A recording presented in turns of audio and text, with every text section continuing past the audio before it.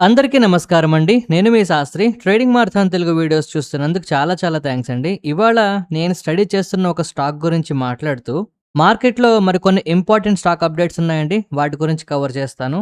Especially నేను study చేస్తున్న stock గురించి చెప్పిన తర్వాత, మీరు కూడా స్టడీ చేయాలని నేనైతే ఒక హంబుల్ రిక్వెస్ట్ చేస్తున్నానండి. ఎందుకంటే మార్కెట్‌లో స్టాక్స్ గురించి ఎక్స్‌ప్లెయిన్ చేసిన తర్వాత వాటిని పట్టించుకోవడం మానేస్తున్నారు చాలామంది. పెరిగిపోయిన తర్వాత ఇప్పుడు మాకెందుకు అంటున్నారండి. నేనెందుకు ఈ మాట అంటున్నానో ఇవాళ నేను మాట్లాడే స్టాక్ చూస్తే మీకే అర్థమవుతుంది. ఇక మార్కెట్ గురించి మాట్లాడుకుంటే, యూఎస్ ఇన్‌ఫ్లేషన్ డేటా ఎక్స్‌పెక్టేషన్స్‌కి దగ్గరగా రావడంతో ఫ్రెష్‌గా రేట్ హైక్స్ తాలూకా ఫియర్ అయితే తగ్గిందండి.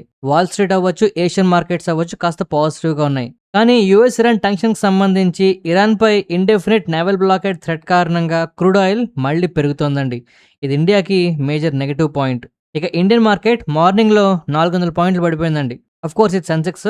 బట్ లోవర్ లెవెల్స్‌లో మళ్ళీ మనకి బయింగ్ అనేది ఈవినింగ్ కల్లా ఖచ్చితంగా కనబడింది అని చెప్పొచ్చు. అయితే రీసెంట్‌గా గడిచిన కొన్ని రోజుల్లో మార్కెట్‌లో వస్తున్న హెడ్‌లైన్స్ గానీ, లేదంటే ఇండెక్స్‌లో జరుగుతున్న అప్ అండ్ డౌన్స్ గానీ, ఏది కూడా మాకు సంబంధం లేదన్నట్టు కొన్ని స్టాక్స్ అయితే పెరుగుతున్నాయండి. వాటి గురించి మనం మాట్లాడాలి. ఎందుకంటే స్టాక్ స్పెసిఫిక్‌గా మనకి చాలా మంచి అప్డేట్స్ ఉన్నాయండి. ఇవి మీరు మిస్ అవ్వకుండా చూడాలి. అయితే ఫస్ట్ మనం అర్థం చేసుకోవాల్సిందేంటంటే, గ్లోబల్‌గా మార్కెట్లు పాజిటివ్‌గా ఎందుకున్నాయనేది మనం తెలుసుకోవాలి. యూఎస్‌లో కోర్ సీపీఐ డేటా మనకొచ్చిందండి. మంత్ ఆన్ మంత్ 2.5% మాత్రమే పెరిగింది. మంత్ ఆన్ మంత్ 0.2% మాత్రమే పెరిగిందండి. ఇది ఓవరాల్‌గా 2021 తర్వాత స్లోయెస్ట్ పేస్‌తో పెరగడం మనం గమనిస్తున్నాం. అందువల్లే మార్కెట్లు పాజిటివ్‌గా ఉన్నాయి. సో, ఇన్‌ఫ్లేషన్ స్పీడ్‌గా పెరగట్లేదు అనేది ఇక్కడ ప్రధానంగా పాజిటివ్ విషయం అండి. సో, దీనివల్ల ఫర్దర్‌గా సెప్టెంబర్‌లో ఇమ్మీడియేట్‌గా రేట్ హైక్స్ ఉండవు అనే నమ్మకం మార్కెట్‌లో పెరుగుతుంది. కానీ ప్రాబ్లమ్ ఏంటంటే, అమెరికా మార్కెట్లు ఇన్‌ఫ్లేషన్ మీద డిపెండ్ అవుతున్నాయండి. మన మార్కెట్లు కూడా ఇన్‌ఫ్లేషన్ మీద డిపెండ్ అవుతాయి. కానీ ఆ ఇన్‌ఫ్లేషన్ అనేది మన ఇండియాలో ఎస్పెషల్లీ క్రూడ్ ఆయిల్ మీద డిపెండ్ అవుతుంది.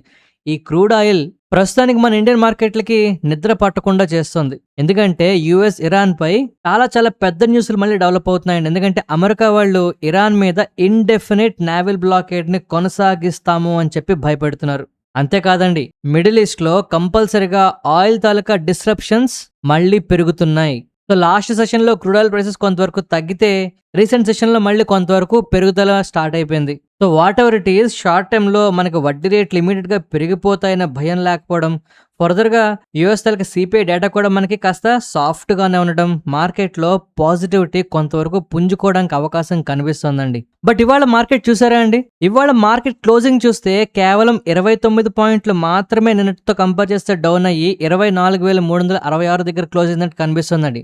మార్నింగ్ 9:15 నుంచి సాయంత్రం చూస్తే హమ్మయ్య మార్కెట్లు పెరిగాయి అనిపిస్తోంది. కానీ మార్నింగ్ సెషన్స్‌లో మేజర్ డ్రాప్ కనబడింది. 11 గంటల ప్రాంతం నుంచి మెల్లిగా రికవరీ అయితే వచ్చిందండి. కానీ మార్కెట్‌లో రికవరీ కనిపిస్తున్న ఓవరాల్ మార్కెట్ బ్రెడ్త్ ఇంకా మనకి నెగెటివ్‌గానే ఉంది. 1778 స్టాక్స్ మనకి నెగెటివ్‌గా ఉంటే, కేవలం 1260 స్టాక్స్ మాత్రమే పాజిటివ్‌గా ఉన్నాయి. అంటే స్టిల్ నెగటివిటీ మనకి ఎక్కువే కనిపిస్తుంది. అయితే ఇవాళ నా పోర్ట్‌ఫోలియో మాత్రం కొంత పాజిటివ్‌గా ఉందండి. గట్టిగా మాట్లాడితే ఫ్లాట్ అని చెప్పుకోవచ్చు. మరి మీ పోర్ట్‌ఫోలియో ఎలా ఉంది? మీ పోర్ట్‌ఫోలియోలో పెరిగిన స్టాక్సే ఒకసారి కామెంట్ సెక్షన్‌లో చెప్పండి. ఇక మన మార్కెట్‌లో ఉన్న ప్రధానమైన పాజిటివ్ విషయం ఏంటి అంటే, గ్లోబల్ సెమీకండక్టర్‌కి సంబంధించి ఫండ్స్ ఏవైతే ఉన్నాయో వాటిల్లో ప్రాఫిట్ బుకింగ్స్ జరుగుతున్నాయట. సో, ఇదే టైంలో మన ఇండియాలోంచి అవుట్‌ఫ్లోస్ కూడా తగ్గుతున్నాయండి. ఇది చాలా పాజిటివ్ విషయంగా మనం మాట్లాడుకోవాలి. ఎందుకంటే గ్లోబల్ ఎమర్జింగ్ మార్కెట్ ఫండ్ 5వ కన్సిక్యూటివ్ వీక్ కంటిన్యూస్‌గా ఇన్‌ఫ్లోస్ అయితే తగ్గిపోవడం చూసాయట. ఇక యూఎస్ ఫోకస్డ్ ఫండ్స్ కూడా మనకి కంటిన్యూస్‌గా వీక్ ఇన్‌ఫ్లోస్‌ని అయితే ఇండికేట్ చేస్తున్నాయండి. ఇదే టైంలో ఇండియాలో ఫారిన్ అవుట్‌ఫ్లోస్ తాలూకా స్పీడ్ అయితే బాగా తగ్గిపోయింది. సో, దీనివల్ల కమింగ్ డేస్‌లో మన మార్కెట్‌లో కొంతవరకు స్టెబిలిటీ రావడానికి అవకాశం ఉంటుందండి. ఇవేవి కూడా 100% డెఫినిట్‌గా జరిగిపోతాయని చెప్పడానికి లేకపోయినా, మనకి కాస్త పాజిటివ్‌గా సెంటిమెంట్‌ని ఇంప్రూవ్ చేయడానికి ఉపయోగపడే చాలా పెద్ద గుడ్ న్యూస్ అండి ఇది. నెక్స్ట్ మనం ఫస్ట్ మాట్లాడుకుంటున్న స్టాక్ మెరైన్ ఎలక్ట్రికల్స్. ఒక్క నెలలో రూ. 260 నుంచి 370 వరకు పెరిగిన స్టాక్ అండి ఇది. అండ్ రిజల్ట్స్ కూడా మనకున్నాయి ఇప్పుడు. రిజల్ట్స్ ముందు చాలా పెద్ద మొమెంటం వచ్చింది. ఈ టైంలో ఎటువంటి చిన్న నెగటివ్ విషయం వచ్చినా స్టాక్ అమాంతం కింద పడే అవకాశం ఉండొచ్చండి. అండ్ ఈ స్టాక్‌లో ఇలాంటి సినారియోస్ కొత్త కాదు. నేను ఈ స్టాక్ గురించి ఫస్ట్ టైం నుంచి ఏం చెప్తున్నానో గుర్తుందా అండి? నేను రూ. 80 దగ్గర స్టడీ చేశానండి. రూ. 180 నాకు నమ్మకం కుదిరి మీకు చెప్పేటప్పటికి. నేను 180 దగ్గర చెప్తే ఇది దొరకడానికి అప్పర్ సర్క్యూట్‌లో ఉంటూ చాలా మంది 250 దగ్గర కొన్నారండి. అండ్ ఆ తర్వాత 300 టచ్ చేసి మళ్ళీ కింద పడిపోయింది. పెరగడం, తగ్గడం, పెరగడం, తగ్గడం కొత్తేమీ కాదు ఈ స్టాక్‌లో. సో, నేనేం చెప్తున్నాను అంటే, రీసెంట్ టైమ్స్‌లో బాగా మొమెంటమ్ వచ్చింది. రిజల్ట్స్ కూడా ప్రకటించే టైం వచ్చింది. ఒకవేళ మీరు ఎవరైనా హోల్డ్ చేస్తుంటే స్టాప్ లాస్‌లు కంపల్సరీగా అప్డేట్ చేసుకోండి. ఎందుకంటే స్టాక్ మార్కెట్‌లో మనకి పాజిటివ్‌గా ఉన్నప్పుడు ఎవరు పెద్దగా ఏ విషయం చెప్పరండి. నెగెటివ్‌గా మారగానే మాత్రం వెంటనే అడుగుతారు. ఈ స్టాక్ ఎందుకు పడిపోతోంది? మీరు చెప్పారు కొన్నాం పడిపోయిందంటారండి. నేను ప్రతిసారి ప్రతి స్టాక్‌కి చెప్తుంటానండి. స్టాప్ లాసులు మ్యాండేట్‌గా పెట్టుకోండి. బిజినెస్ పెరుగుతుందా లేదా అనే విషయం నేను అనాలిసిస్ చేసి మీకు 100% హెల్ప్ చేస్తానండి. బట్ అది స్టాక్ ప్రైస్‌లోకి ఎంతవరకు కన్వర్ట్ అవుతోందా లేదా అనే విషయం మనం రెగ్యులర్‌గా ట్రాక్ చేస్తేనే జరుగుతుంది. లేదంటే లాసుల్లోనే ఉండిపోతాం. ఈ పాయింట్ మీరు అర్థం చేసుకుంటారని ఆశిస్తున్నా. ఇప్పుడు నేను స్టడీ చేస్తున్న స్టాక్ గురించి మాట్లాడతాను, జాగ్రత్తగా వినండి. చాలా మందికి సన్సెర్ ఇంజినీరింగ్ పేరు వినగానే అబ్బా ఇది మీరు చాలా సార్లు చెప్పారు కదండి, మళ్ళీ ఇప్పుడు ఫ్రెష్‌గా స్టడీ చేయడానికి ఏముంది అంటారు. నేను చెప్పాను కదండి, నేను ఫస్ట్ టైం చెప్పినప్పుడు ఎవరు పట్టించుకోరు. కొంత పెరిగిన తర్వాత ఇది పెరిగిపోయింది తగ్గితే కొంటామంటారు. తగ్గిపోతే తగ్గిపోయిందని వదిలేస్తారండి. పట్టించుకోవడం మానేస్తారు. ఈ స్టాక్ మాత్రం వెనక్కి తిరగకుండా పెరుగుతూనే కనిపిస్తుంది. వాల్యుయేషన్స్ ప్రకారం పెగ్ రేషియో చూసుకున్నా కాస్త ఎక్కువే ఉన్నది పరిస్థితి. వాల్యుయేషన్స్ అయితే రిచ్‌గానే ఉన్నాయి. సో ఈ టైంలో బ్లైండ్‌గా బై చేస్తే దెబ్బలు తగిలే అవకాశం కూడా ఉండొచ్చు. కానీ స్టాక్ తాలూకా పర్ఫార్మెన్స్ చూసినా, కంపెనీ తాలూకా బిజినెస్ గ్రోత్ చూసినా చాలా టెంప్టేషన్ అయితే కుదురుతుందండి. దీనికి రూ. 4,000 టార్గెట్లు, రూ. 5,000 టార్గెట్లు చాలా మంది ఇస్తున్నారు. కానీ ఇక్కడ నేనేం చెప్తాను జాగ్రత్తగా వినండి. సన్సెర్ ఇంజినీరింగ్ గురించి మనం ఈ స్టాక్ 1,500 దగ్గర ఉన్నప్పుడు, రూ. 1,000 దగ్గర ఉన్నప్పుడు ఏం మాట్లాడుకున్నామో నేను ఎప్పటికీ దానికే కట్టుబడి ఉన్నానండి. కన్సిస్టెంట్‌గా గ్రోత్ ఇందులో వస్తుంది. కానీ ఇప్పుడు గ్రోత్ ఆల్రెడీ కనిపిస్తుంది మనకి. దీంట్లో ఏమాత్రం స్లో డౌన్ వచ్చినా జనాలు తన్నుకుపోవడానికి రెడీగా ఉన్నారండి. అయితే చాలామంది అడుగుతారు, సార్ మీరు పడ్డాక కొనండి అంటారు. ఆ స్టాక్స్ ఎప్పుడు పడతాయి? మేము ఎప్పుడు కొనాలని? దానికి ఒక ఎగ్జాంపుల్ చెప్తానండి. ఒకసారి జాగ్రత్తగా వినండి. సో ఒక స్టాక్ పడినప్పుడు కొనాలి అంటే దాని అర్థం యాక్సిస్ కేట్ టెక్నాలజీస్ అండి. ఇప్పుడు ఇది ఎగ్జాక్ట్లీ అదే సినారియోలో కనిపిస్తుంది. యాక్సిస్ కేట్ టెక్నాలజీస్ చాలా స్పీడ్‌గా పెరిగిన స్టాక్ అండి. కానీ ఎప్పటికప్పుడు కరెక్షన్స్ ఇస్తూ అవకాశాలు ఇస్తూనే వస్తుంది. అండ్ ఇప్పుడు కూడా స్టాక్ పిఈ తీసుకుంటే 193 కనిపిస్తుంది. అండ్ మీరు గమనిస్తే గడిచిన 2 నెలల్లో దీని గురించి మనం మాట్లాడామండి. అవకాశం వస్తుంది, వెయిట్ చేయండి అని చెప్పాం. అవకాశం ఇప్పుడు వస్తోంది. ఈ స్టాక్ రీసెంట్‌గా రిజల్ట్స్ కూడా ప్రకటించింది. కొంత వీక్‌గా ఉన్నాయి. ఈ వీక్‌నెస్ అనేది మనకి కావాలి. ఒక మంచి స్టాక్‌లో 1, 2 క్వార్టర్లు మనకి నెగెటివ్‌గా మారినప్పుడే మనకి ఆ స్టాక్ కింద పడి అవకాశాలైతే ఇస్తాయండి. ఇలాంటి అవకాశాల కోసం మనం వెయిట్ చేయాలి. యాక్సిస్ కేట్స్ ఇవాళ మనకి నెగెటివ్‌గా ఉంది. గడిచిన నెల రోజులుగా కింద పడిపోతుంది. ఇంకా కింద పడుతుందండి. బట్ ఒకటి మాత్రం గుర్తుపెట్టుకోండి. లాంగ్ టర్మ్‌లో పెరిగే స్టాకుల్లో యాక్సిస్ కేట్స్ టెక్నాలజీస్ కనిపిస్తుంది. ఇన్ ద సేమ్ వే సన్సెర్ ఇంజినీరింగ్ కూడా కింద పడాలని నేనైతే బలంగా కోరుకుంటున్నానండి. పడుతుందో పడదో నేను చెప్పలేను. పడితే మాత్రం గెద్దల్లా తన్నుకుపోవడానికి అయితే రెడీగా ఉన్నారు చాలా మంది పెద్దవాళ్ళు. సో సన్సెర్ ఇంజినీరింగ్ గురించి ఒకసారి చదవండి. కంపెనీ ఏం చేస్తోంది, ఆ కంపెనీ ఎలాంటి ప్రొడక్ట్స్ తయారు చేస్తోంది, లేదు ఎలాంటి బిజినెస్‌లో ఉంది, ఆ బిజినెస్‌కి ఓవరాల్‌గా ఇండస్ట్రీలో ఎలాంటి సిట్యుయేషన్స్ ఉన్నాయి. రీసెర్చ్ ఏం చేయక్కర్లేదండి. ఒక్కసారి కంపెనీ తాలూకా అబౌట్ సెక్షన్‌లోకెళ్ళో లేదంటే బిజినెస్ గురించో మీరు ఒకసారి చదివితే మీకే సిట్యుయేషన్ అర్థమైపోతుంది. యెస్, దీనికి మంచి గ్రోత్ ఉందనే విషయం మీరు అర్థం చేసుకోవడానికి ప్రయత్నం చేస్తారు. ఎందుకంటే బిజినెస్ అలాంటిది. ప్రస్తుతం ఉన్న పరిస్థితులు అలాంటివి. నేను ఇంతకన్నా చెప్తే దీన్ని ఏదో రికమెండ్ చేశానన్నట్టు మాటలొస్తాయండి. నేనైతే బిజినెస్ గురించి మాట్లాడుతున్నా. మంచి బిజినెస్ తప్పకుండా స్టడీ చేయండి. నెక్స్ట్ మనం టాటా మోటార్స్ ప్యాసింజర్ వెహికల్స్ గురించి మాట్లాడుకోవాలండి. ఇవాళ 4% దగ్గరగా పడిపోయింది. రూ. 334 దగ్గర ట్రేడ్ అవుతోంది. కానీ టాటా మోటార్స్ ప్యాసింజర్ వెహికల్స్ అవ్వచ్చు, కమర్షియల్ వెహికల్స్ అవ్వచ్చు, మనకిప్పుడు ఎంత కింద పడితే అంత అట్రాక్టివ్‌గా మారిపోతున్న కంపెనీస్. నా మాట అబద్ధం కాదండి. సిఎల్ఎస్ఏ వాళ్ళు దీనికి రూ. 450 టార్గెట్ ప్రైస్ ఇస్తున్నారు. నోమురా వాళ్ళు దగ్గరగా రూ. 390 టార్గెట్ ప్రైస్ అయితే ఇస్తున్నారు. హెచ్ఎస్బీసీ వాళ్ళు కూడా రూ. 360 టార్గెట్ ప్రైస్ అయితే ఇస్తున్నారు. అయితే రూ. 300 టార్గెట్ ప్రైస్ ఇచ్చిన వాళ్ళు కూడా ఉన్నారు. బట్ దాని అర్థం ఏంటంటే ఫస్ట్ పడుతుంది, తర్వాత మళ్ళీ పెరుగుతుందని. జేఎల్ఆర్ సేల్స్ పడిపోవడం వల్ల, లేదు అంటే నెట్ ప్రాఫిట్ 80% మనకి ఇయర్ అనేది తగ్గిపోవడం వల్ల మనకి ఈ స్టాక్ పడిపోతుందని న్యూస్ అయితే ఊదరగొట్టేస్తున్నారండి అందరూ కూడా. బట్ నేను ఫ్యూచర్ గురించి చూస్తున్నా. నేను ఒకటే మాట చెప్తున్నానండి. టాటా మోటార్ స్టాక్స్ 2 ఉన్నాయి కదా, commercial vehicles, passenger vehicles. Corona టైంలో ఎలాంటి ఆపర్చునిటీస్ వచ్చాయో అలాంటి ఆపర్చునిటీ ఈ స్టాక్స్‌లో మనకి రావడానికి అవకాశం ఉన్నదండి. వచ్చేస్తుందని నేను చెప్పట్లే, ఉన్నది కంపల్సరీగా. బట్ టైం పడుతుంది, ఓపిక పడదాం. ఓకేనా? నెక్స్ట్ మనం ఎల్జీ ఎలక్ట్రానిక్స్ గురించి మాట్లాడుకోవాలండి. మీలో ఎంతమందికి గుర్తుంది ఎల్జీ ఎలక్ట్రానిక్స్ ఐపీఓ వచ్చిన తర్వాత అది కింద పడిపోతున్నప్పుడు నేను ఒకటే విషయం చెప్పానండి. లాంగ్ టర్మ్‌కి అయితే దీన్ని ఉంచుకోండి గానీ షార్ట్ టర్మ్‌లో కొంత ఇబ్బందులు వస్తాయి అని చెప్పి. అండ్ ఆ ఇబ్బందులు కంప్లీట్ అయ్యే టైం అయితే వచ్చినట్టు కనిపిస్తుందండి. ఇవాళ ఎల్జీ ఎలక్ట్రానిక్స్ 10% దగ్గరగా పెరగడం జరిగింది. కారణం ఏంటి అంటే స్ట్రాంగ్ Q1 రిజల్ట్స్ అలాగే బ్రోకరేజ్ దగ్గర నుంచి చాలా బుల్లిష్ కామెంటరీ అయితే మనకి క్లియర్గా బయటకు వస్తుంది. నెట్ ప్రాఫిట్ 27% పెరగడం జరిగిందండి. రెవెన్యూస్ 15% పెరగడం జరిగింది. అండ్ ఫ్యూచర్లో డ్రైవర్స్గా మనకి ప్రీమియైజేషన్ అవ్వచ్చు, ఏసీ పెనట్రేషన్ అవ్వచ్చు, ఫెస్టివ్ డిమాండ్ అవ్వచ్చు, లార్జ్ స్క్రీన్ టీవీస్ అవ్వచ్చు, ఎక్స్పోర్ట్స్, ఇవన్నీ కూడా చాలా చాలా మెయిన్ పాయింట్స్ కింద మనకు కనిపిస్తున్నాయండి. దీనికి సేల్ చేసే వాళ్ళు ₹1880 టార్గెట్ ప్రైస్ అయితే ఇస్తున్నారు. అండ్ వీళ్ళు కెపాసిటీ తలక ర్యాంప్ అప్ కూడా చేస్తున్నారండి. ఫర్దర్గా ఫెస్టివ్ డిమాండ్ ఇంక్రీజ్ అవుతుందని చెప్పి. మొత్తానికి ఏంటంటే కాస్త బ్యాడ్ టైం అయితే ఇందులో తగ్గిందని చెప్పొచ్చు. బట్ ఇమ్మీడియట్గా గుడ్ టైం వచ్చేస్తుందా అంటే టెక్నికల్గా ప్రైస్ యాక్షన్ మనకి బ్రేక్అవుట్ అయితే ఇవ్వాలండి. ఆల్రెడీ బేస్ ఫామ్ అయిపోయింది. చూద్దాం నెక్స్ట్ ఏం జరుగుతుందో. ఖచ్చితంగా ఫాలోఅప్ చేయండి, అవకాశం వస్తుంది.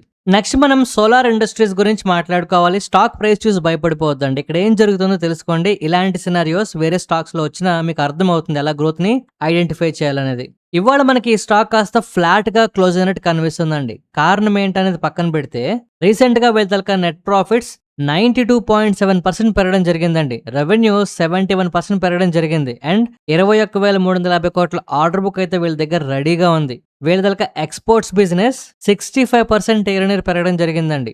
ఇదంతా ఒక ఎత్తు అయితే మేనేజ్మెంట్ వాళ్ళు ఏం చెప్తున్నారో తెలుసా? FY27లో 14,000 కోట్ల రెవెన్యూస్ ని మేము చేయడానికి రెడీగా ఉన్నాము, మేము చేయగలము అన్నట్టు మాట్లాడుతున్నారండి.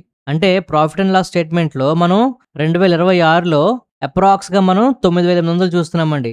అంటే ప్రీవియస్ ఇయర్స్ గమనించండి. 6,900, 6,000, 7,500, 9,800 గ్రోత్ ఏ విధంగా ఉందండి? పర్వాలేదు అనిపిస్తుంది. కానీ ఇక్కడ చూడండి 2022 నుంచి 2023కి డ్రాస్టిక్ గ్రోత్ మనం చూసామండి. ఇలాంటి డ్రాస్టిక్ గ్రోత్ మళ్ళీ మనకి ఇప్పుడు ఫర్దర్గా 2027లో కనిపించబోతోంది.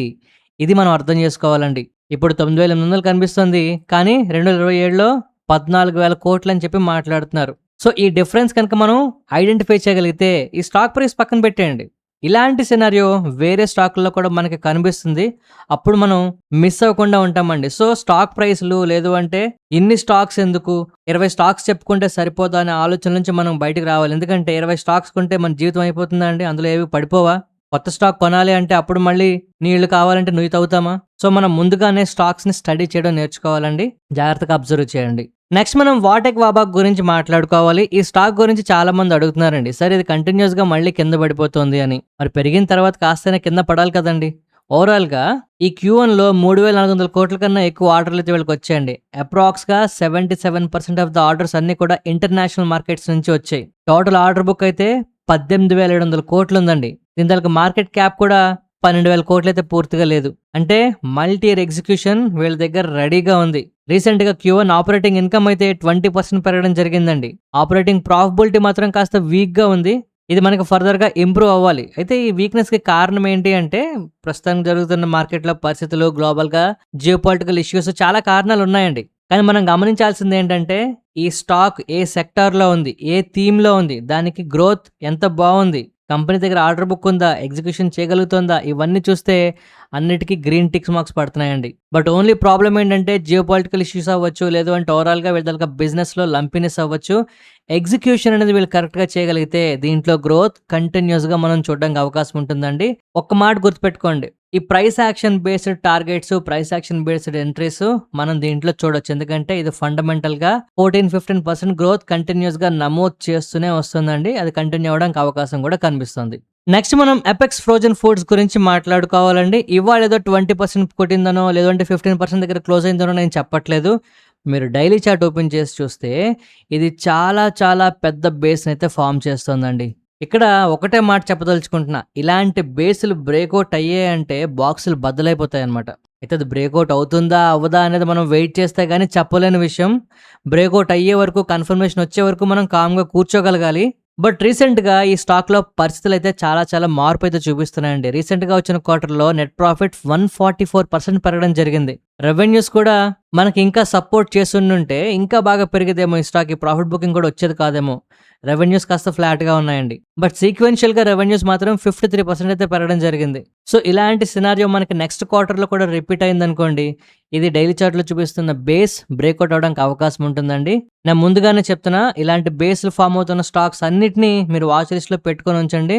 ఆపర్చునిటీస్ మీ ముందుకు వద్దన్న ఒకటి వస్తూనే ఉంటాయి.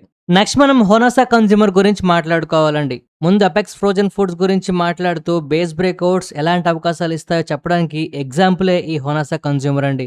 ఐపీఓకి వచ్చిన తర్వాత కింద పడింది, బేస్ అనేది ఫామ్ చేసుకుంది, బ్రేక్అవుట్ అయ్యి కంటిన్యూస్గా పెరుగుతోంది. ఇప్పుడు ఇవాళ కూడా 5% దగ్గరగా క్లోజ్ అయిందండి. కారణం ఏంటంటే వీళ్ళ తలక నెట్ ప్రాఫిట్ 100% అబోవ్ పెరగడం జరిగింది. ఎబిడ్డా మార్జిన్స్ అయితే 7.7% నుంచి 14.6%కి పెరగడం జరిగింది. అంటే నియర్లీ మార్జిన్స్ కూడా డబుల్ అయ్యాయండి. ఓ పక్క వాల్యూమ్ లెడ్ గ్రోత్ కనిపిస్తుంది, మార్జిన్స్ కూడా ఇంప్రూవ్ అవుతున్నాయి కనుక స్టాక్ అయితే బాగా పెరుగుతుంది. ఇది మనం చూస్తున్నాం.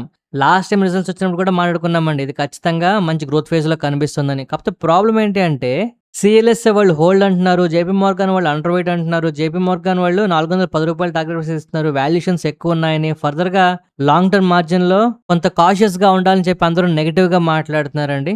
సో, అందువల్ల దీంట్లో ఎవరైనా హోల్డ్ చేసిన వాళ్ళు ఉంటే ఖచ్చితంగా స్టాప్ లాస్‌లు అయితే అప్డేట్ చేసుకోండి. నెక్స్ట్ మనం యాంబర్ ఎంటర్ప్రైజెస్ గురించి మాట్లాడుకోవాలండి. అగైన్ స్టాక్ ప్రైస్ చూసి భయపడొద్దు. ఏం జరుగుతుందో గమనించండి. మేనేజ్మెంట్ వాళ్ళు 30-35% గ్రోత్ అనేది ఎలక్ట్రానిక్ బిజినెస్‌లో FY27లో ఉంటుంది అని చెప్తున్నారు. మీకు అర్థమైందండి ఈ మాట? 30-35% గ్రోత్ FY27లో ఉంటుంది అంటున్నారు. మనం 10-15% కన్సిస్టెంట్‌గా ఉంటేనే మార్కెట్‌లు పట్టించుకుంటాయని చెప్తూ ఉంటాం. అలాంటిది 30-35% గ్రోత్ అంటే ఖచ్చితంగా దీంట్లో మళ్ళీ కొంత బజ్ అనేది క్రియేట్ అవుతుంది. అయితే రీసెంట్‌గా వీళ్ళ నెట్ ప్రాఫిట్స్ అయితే ఆల్మోస్ట్ 97% తగ్గిపోయాయండి. రా మెటీరియల్ కాస్ట్‌లు అవ్వచ్చు, ఎంప్లాయీ బెనిఫిట్స్ అవ్వచ్చు, ఇవన్నీ వీటి వల్ల. దీనివల్ల స్టాక్ ప్రైస్ కొంతవరకు మీకు ఇబ్బంది పెట్టినా FY27లో గ్రోత్ అనేది నమోదు చేస్తుందని మేనేజ్మెంట్ దగ్గర నుంచి రావడం, రిజల్ట్స్‌లో ఆ గ్రోత్ కనుక కనిపిస్తే స్టాక్ ప్రైస్ మళ్ళీ రాకెట్‌లా పెరగడానికి అవకాశం ఉంటుందండి. విషయం ఏం జరుగుతుందనేది నేను ముందుగానే చెప్తున్నా. మేనేజ్మెంట్ వాళ్ళు 35% గ్రోత్ వస్తుంది అంటున్నారు. ప్రస్తుతానికి ప్రాఫిట్‌లన్నీ పడిపోయాయి. సో, నెక్స్ట్ క్వార్టర్ నుంచి ప్రాఫిట్‌లు పెరిగాయనుకోండి, మేనేజ్మెంట్ వాళ్ళు చెప్తున్నప్పుడు ఆ 35% గ్రోత్ బిజినెస్‌లో చూపించారనుకోండి, స్టాక్ పెరగడం మళ్ళీ స్టార్ట్ అవుతుంది. సో, ఇప్పుడున్న ప్రైస్ యాక్షన్ ఏంటి? రెసిస్టెన్స్ లెవెల్స్ ఎక్కడున్నాయి? బ్రేక్అవుట్స్ ఏమైనా జరగడానికి అవకాశం ఉందా? లేదు చార్ట్ ప్యాటర్న్స్ ఏం కనిపిస్తున్నాయి? నోట్ చేసి పెట్టుకోండి. వాచ్ లిస్ట్‌లో పెట్టుకుంటే ఆపర్చునిటీస్ కమింగ్ డేస్‌లో మీ చేతిలో పడతాయి.